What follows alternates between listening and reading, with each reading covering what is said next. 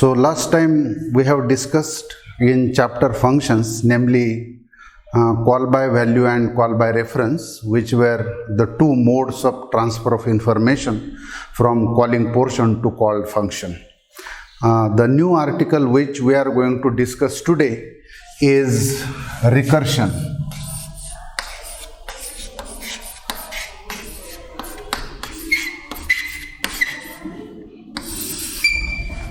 Recursion is a process by which function calls itself repeatedly until some specified condition is satisfied. If you want to solve a problem recursively, then two conditions must be satisfied. Number one, the given problem must be written in a recursive form, and the recursive statement of the problem must include the stopping condition. Here is an example of how one can write a recursive statement of a given problem. Suppose we wish to find out a factorial of a integer quantity n. So n factorial we want to find out. So normally we express this problem as 1 multiplied by 2 multiplied by 3 multiplied by 4 and so on up to n.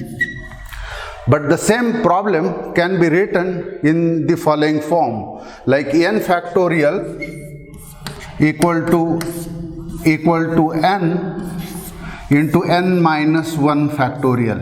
So this is the recursive statement of the problem of finding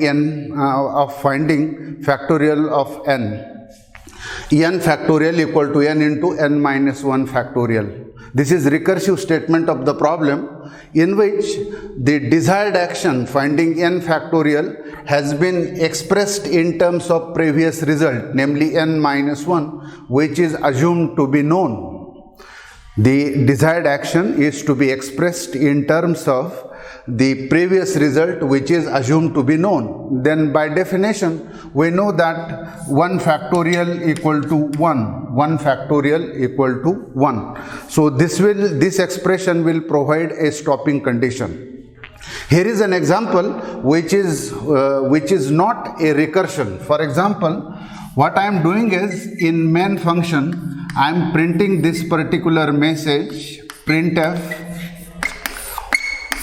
double quote let us see, double quote complete and semicolon, and I am calling main again. So in this particular program what happens is, the main calls main repeatedly, but there is no stopping condition provided. So what will happen, the output of this particular program would be, let us see, will get printed on a screen and the screen will scroll, and there is no provision of stopping this particular process. Therefore, although main is calling main itself repeatedly, this is not a recursion because stopping condition is not there. On the other hand, if you write n factorial as n into n minus 1 factorial, desired action expressed in terms of previous result, and provide n factorial equal to 1 as the stopping condition, this becomes a recursion process. Let us see the example of finding n factorial by recursion. So here is the program which I am going to write for finding factorial of a integer quantity by recursion. So the comment line which I would like to write is factorial of a integer quantity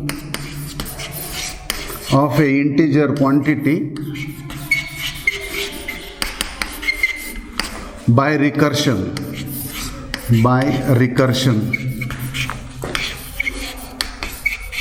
This is comment line in order to increase the readability of the program. So a new user will understand the purpose for which this particular program is written. Then, as usual, our first line is hash include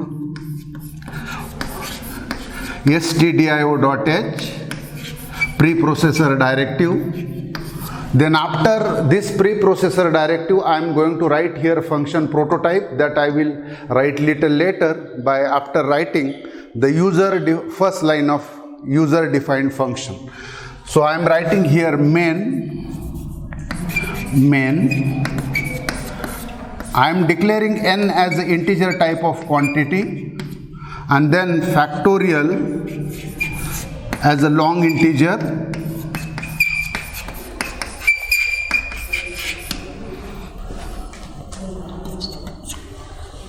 n has been declared as an integer type of variable, and factorial has been declared as long integer type of variable, only because the factorial of a rather large number is a very large number, and therefore we have made provision that factorial is made a long integer.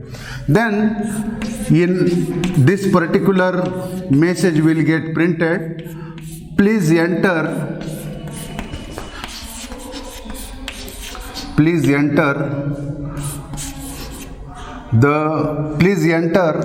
the number or the quantity, please enter the integer whose factorial is to be found out. Factorial is to be found out. Double quote complete, parenthesis complete, and semicolon. And then after entering this particular number, what you are going to do is you are going to read that particular number. So scanf here, %d, and what I am doing is I am reading this particular number and is storing at the address of n. Then after this I am writing printf double quote complete, the factorial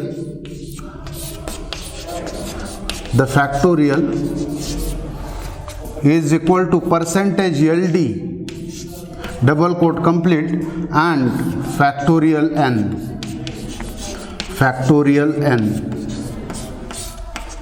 Okay, and then this gets completed. I am writing the user defined function, which is long integer, which will find out the factorial of a number, long integer factorial integer n.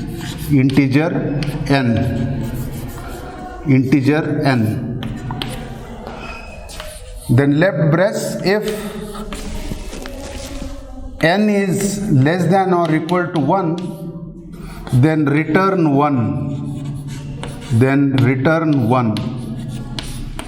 After if there is no semicolon, then else return n into n factorial n minus 1.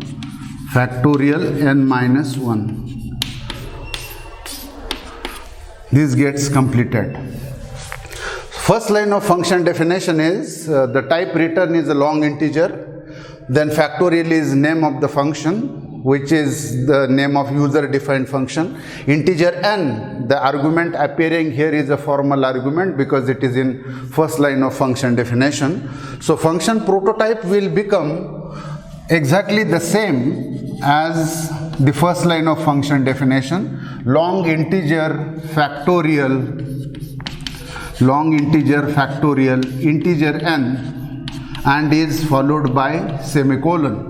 The difference between first line of function definition and the function prototype is that after function prototype there is semicolon. Otherwise the function prototype exactly resembles with the first line of function definition. So how this particular program will get executed, n will be declared as integer, factorial will be declared as a long integer, and then after this particular message you are entering the integer value whose factorial is to be found out. That particular number gets stored at the address of n or in the memory location named n, and then after this particular printf statement, what it says here is call to function factorial. This is call to function factorial.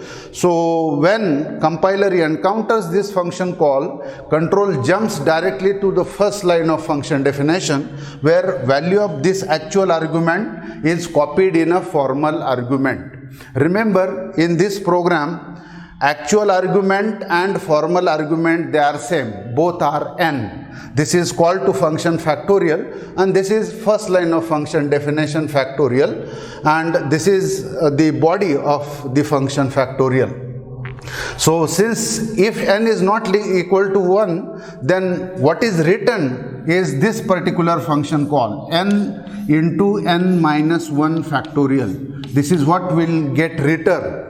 So when the program is executed recursively, the successive function calls are not executed immediately, rather they are kept on a stack. Stack is last in first out data structure. The function call which will be kept on stack at the last will come out first. So that is last in first out data structure. So here again it sees the call to function factorial. So function again jumps to first line of function definition. If n is not less than or equal to 1, if n is not less than or equal to 1, then this else part will get executed, and it will return n minus 1, n minus 1, n minus 2, n minus 2. So this is value of n factorial, this is value of n minus 1 factorial, and so on. N minus 2 factorial will be n minus 2 factorial will be n minus 2, n minus 3, and so on. And in this way the successive function calls will proceed, and finally what we will get is 2 factorial equal to 2 into 1 factorial, and 1 factorial equal to 1, which is stopping condition. Once this condition is encountered, what will happen is these function calls will get executed in a reverse order. In this manner they will get executed, and the values that are written will be 1 factorial equal to 1, then 2 factorial equal to 2 into 1 factorial, and so on, n factorial equal to n into n minus 1 factorial. So this is very important, that in a recursion successive function calls are not executed immediately, rather they are kept on a stack, and the function calls are executed in a reverse order when they are popped off, when they are taken off from the stack. So reversal in the order of execution is the characteristic of function that are executed recursively. So in this manner one can find out factorial of a number, factorial of a positive integer quantity by means of a recursion. Now we will go to the next article, namely storage classes. Storage classes.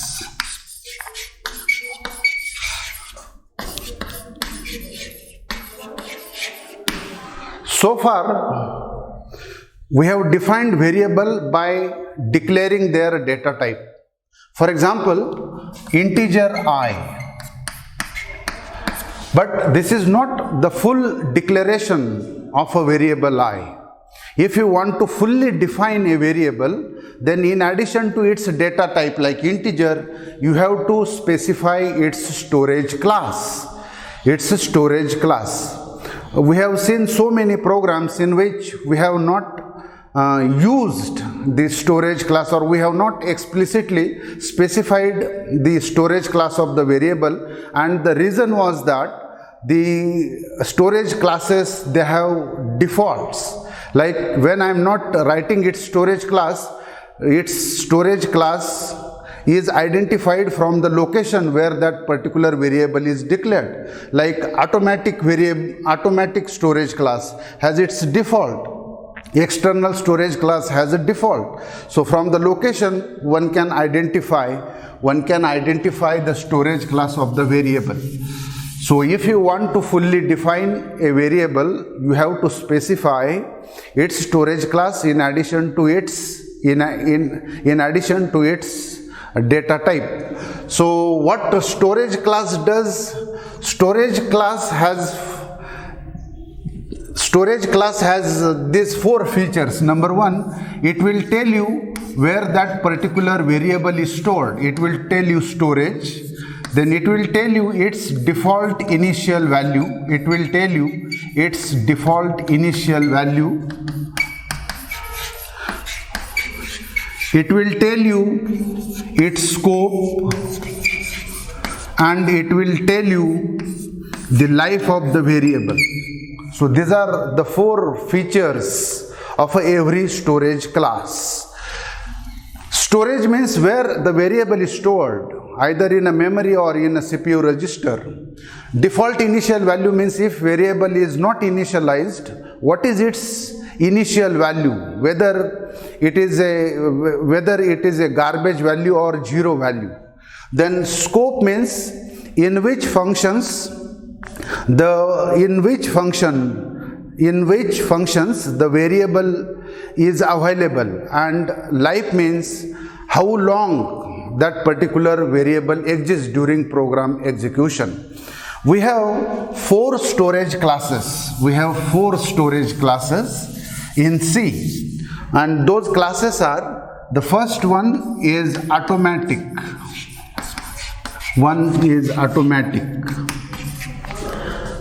Is specified by keyword auto and not by automatic. So for storage class automatic, you have to specify its storage class by using keyword auto. Then second one is register.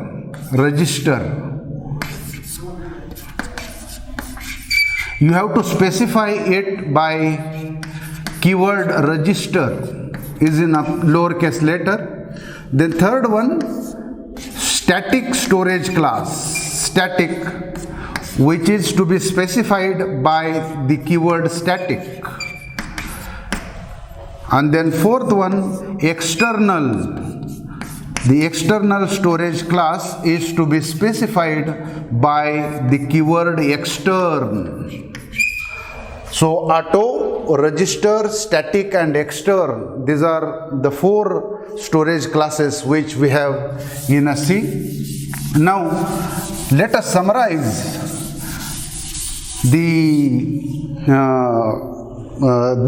these four storage classes. Like here I am writing storage,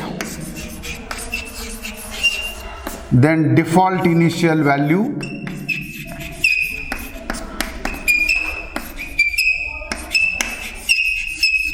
then scope, and then life. For auto, then register, then static, and then extern, The auto variables are stored in a memory. Register variables are stored, as its name indicates, in a CPU register. Static variables, they are stored in a memory.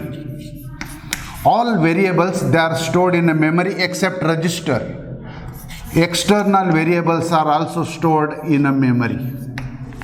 Then default initial value, when the variable is not initialized, its initial value is a garbage value. Garbage, if its storage class is auto. Similarly, in register, if the variable is not initialized, then it has default initial value, which is garbage value. And in static, the default initial value is 0, default initial value is 0. Scope of these variables is local to the block or local to the function in which the variable is defined. So if the storage class of variable is automatic, then the scope of that particular variable is local to the block or function in which it is defined. Other parts of the program doesn't know that particular variable. Local, then this also local, this is also local, and this is global. Global means the entire program knows this particular variable.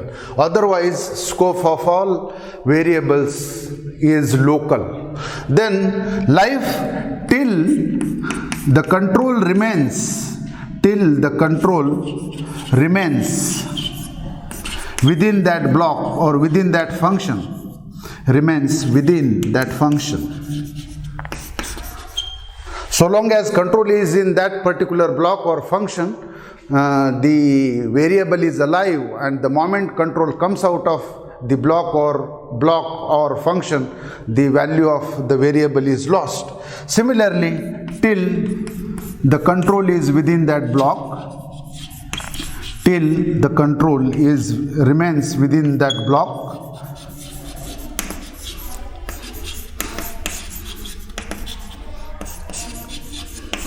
as it comes out, the value of that variable is lost. Similarly, here in static variable, the function calls persists. The value of the variable persists between different function calls.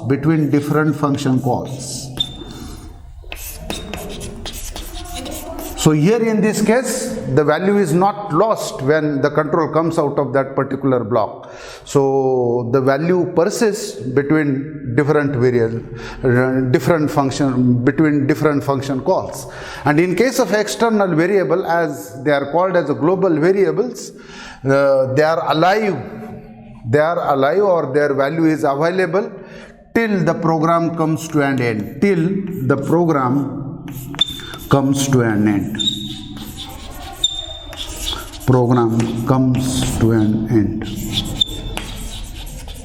So this is summary of these 4 storage classes.